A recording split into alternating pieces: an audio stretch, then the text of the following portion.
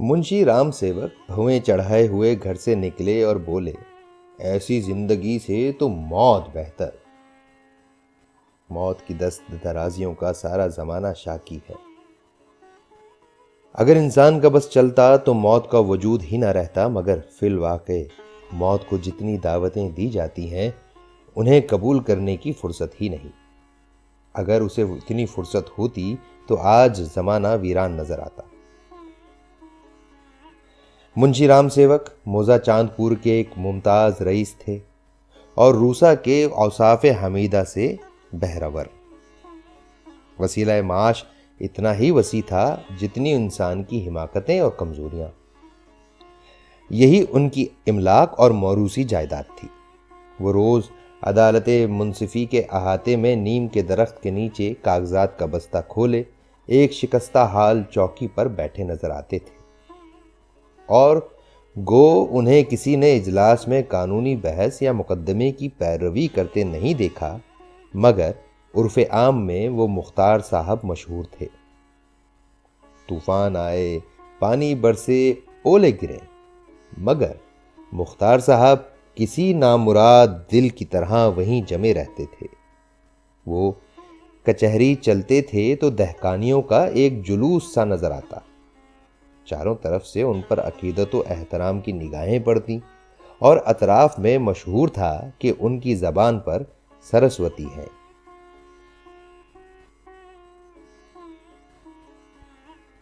اسے وکالت کہو یا مختار کاری، مگر یہ صرف خاندانی یا اعزازی پیشہ تھا۔ آمدنی کی صورتیں یہاں مفقود تھیں۔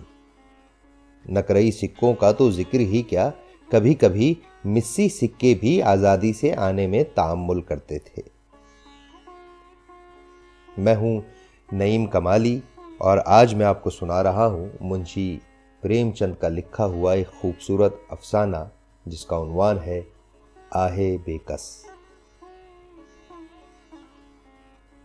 منشی جی کی قانون دانی میں بھی کوئی شک نہیں، مگر پاس کی منحوس قید نے انہیں مجبور کر دیا تھا۔ بہرحال جو کچھ ہو یہ محض اعزاز کے لیے تھا، ورنہ ان کی گزر، ان کی خاص صورت، قرب و جوار کی بے کس مگر فارغ البال بیواؤں اور سادہ لوح مگر خوشحال بڈھوں کی خوش معاملگی تھی۔ بیوائیں اپنا روپیہ ان کی امانت میں رکھتیں، بوڑھے اپنی پونجی ناخلف لڑکوں کی دست برد سے محفوظ رکھنے کے لیے انہیں سونپتے، اور روپیہ ایک دفعہ ان کی مٹھی میں جا کر نکلنا نہیں جانتا تھا۔ وہ حسب ضرورت کبھی کبھی قرض بھی لیتے تھے۔ بلا قرض لیے کسی کا کام چل سکتا ہے بھلا؟ صبح کو شام کے وعدے پر لیتے، مگر وہ شام کبھی نہیں آتی تھی۔ خلاصہ یہ کہ منشی جی قرض لے کر دینا نہیں جانتے تھے، اور یہ ان کا خاندانی وصف تھا۔ اس خاندان کی یہ رسم قدیم تھی۔ یہ معاملات اکثر منشی جی کے آرام میں مخل ہوا کرتے تھے۔ قانون اور عدالت کا تو انہیں کوئی خوف نہ تھا۔ اس میدان میں ان کا سامنا کرنا پانی میں رہ کر مگر سے بیر کرنا تھا۔ لیکن جب بعض شریر النفس لوگ خواہ مخواہ ان سے بدظن ہو جاتے، ان کی خوش نیتی پر شک کرتے اور ان کے روبرو اعلانیہ بد زبانیوں پر اتر آتے، تو منشی جی کو بڑا صدمہ ہوتا۔ اس قسم کے ناخوشگوار واقعات آئے دن ہوتے رہتے تھے۔ ہر جگہ ایسے تنگ ظرف حضرات موجود رہتے ہیں جنہیں دوسروں کی تحقیر میں مزہ آتا ہے۔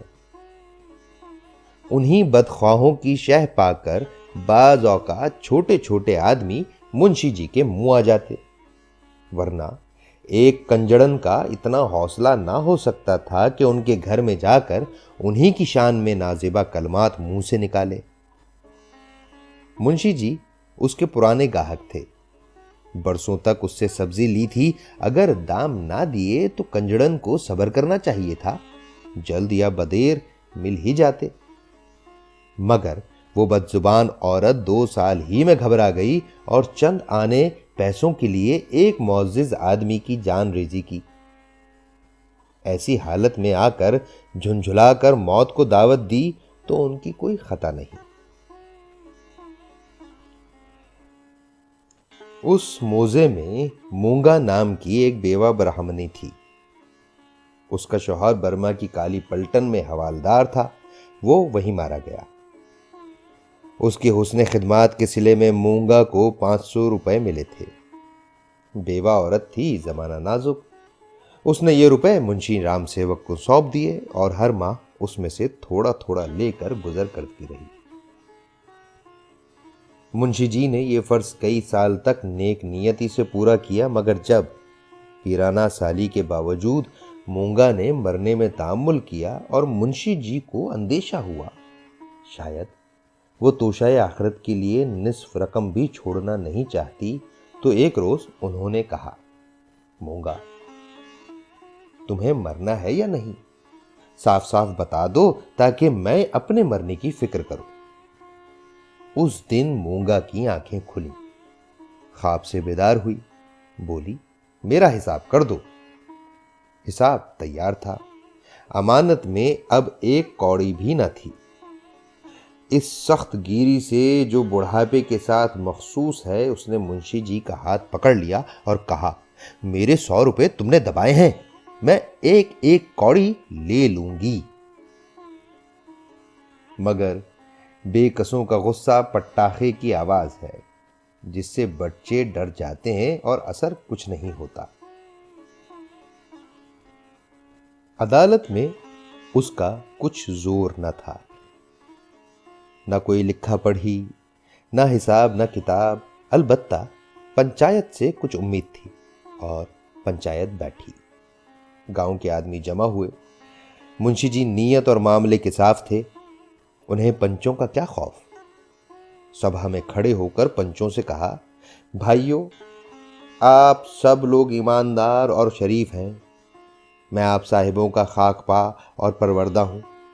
آپ سبھوں کی عنایات و الطاف سے، فیض و کرم سے، محبت و شفقت سے میرا ہر ایک رونگٹا گراں بار ہے۔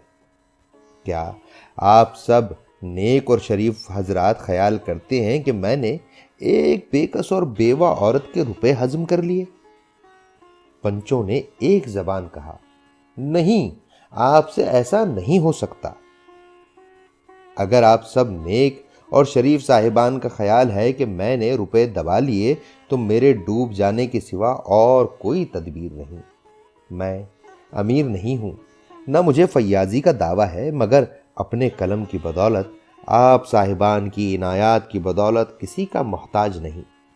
کیا میں ایسا کمینہ ہو جاؤں گا کہ ایک بے کس عورت کے روپے ہضم کر لوں؟ پنچوں نے یک زبان ہو کر پھر کہا، نہیں نہیں، آپ سے ایسا نہیں ہو سکتا۔ پگڑی کی نگری ہے، پنچوں نے منشی جی کو رہا کر دیا۔ پنچایت ختم ہو گئی اور مونگا کو اب کسی خیال سے تسکین ہو سکتی تھی تو وہ یہ تھا کہ یہاں نہ دیا نہ صحیح وہاں کہاں جائے گا۔ مونگا کا اب کوئی غمخوار و مددگار نہ تھا۔ ناداری سے جو کچھ تکلیفیں ہو سکتی ہیں وہ سب اسے جھیلنی پڑی۔ اس کے قوا درست تھے، وہ چاہتی تو محنت کر سکتی تھی، مگر جس دن پنچایت ختم ہوئی اسی دن سے اس نے کام کرنے کی قسم کھائی۔ اب اسے رات دن روپوں کی رٹ لگی ہوئی تھی۔ اٹھتے بیٹھتے سوتے جاگتے اسے صرف ایک کام تھا، اور وہ منشی رام سیوک کا ذکر خیر تھا۔ اپنے جھونپڑے کے دروازے پر بیٹھی وہ رات دن انہیں صدقے دل سے دعائیں دیا کرتی، اور اکثر دعاؤں میں ایسے شاعرانہ تلامذے، ایسے رنگین استعارے استعمال کرتی جسے سن کر حیرت ہوتی تھی۔ رفتہ رفتہ مونگا کے حواس پر وحشت کا غلبہ ہوا۔ ننگے سر ننگے بدن، ہاتھ میں ایک کلہاڑا لیے وہ سنسان جگہوں میں جا بیٹھتی۔ جھونپڑے کے بجائے اب وہ مرگٹ پر ندی کے کنارے کھنڈروں میں گھومتی دکھائی دیتی۔ بکھری ہوئی پریشان لٹیں، سرخ آنکھیں، وحشت ناک چہرہ، سوکھے ہوئے ہاتھ پاؤں، اس کی یہ حیت قضائی دیکھ کر لوگ ڈر جاتے تھے۔ اسے کوئی مزاح کے طور پر نہ چھیڑتا تھا۔ اگر وہ کبھی گاؤں میں نکل آتی تو عورتیں گھروں کے کیواڑ بند کر لیتی، مرد کترا کر نکل جاتے اور بچے چیخ چیخ کر بھاگ جاتے۔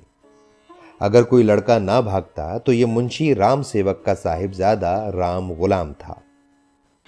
باپ میں جو کچھ کور کسر رہ گئی تھی وہ ان کی ذات میں پوری ہو گئی تھی۔ لڑکوں کا اس کے مارے ناک میں دم تھا۔ گاؤں کے کانے اور لنگڑے آدمی اس کی صورت سے بیزار تھے، اور گالیاں کھانے میں شاید سسرال میں آنے والے داماد کو بھی اتنا مزہ نہ آتا ہوگا۔ وہ مونگا کے پیچھے تالیاں بجاتا، کتوں کو ساتھ لیے اس وقت تک رہتا جب تک وہ غریب تنگ آ کر نکل نہ جاتی۔ روپیہ پیسہ ہوش و حواس کھو کر اسے پگلی کا لقب ملا، اور وہ سچ مچ پگلی تھی۔ اکیلے بیٹھے ہوئے آپ ہی آپ گھنٹوں باتیں کیا کرتی، جس میں رام سیوک کے گوشت، ہڈی، پوست، آنکھیں، کلیجہ وغیرہ کو کھانے، مسلنے، نوچنے، کھسوٹنے کی پرجوش خواہش کا اظہار ہوتا تھا، اور جب یہ خواہش بے تابی تک پہنچ جاتی تو رام سیوک کے مکان کی طرف منہ کر کے بلند آواز اور ڈراؤنی آواز سے ہانک لگاتی، تیرا لہو پیوں گی۔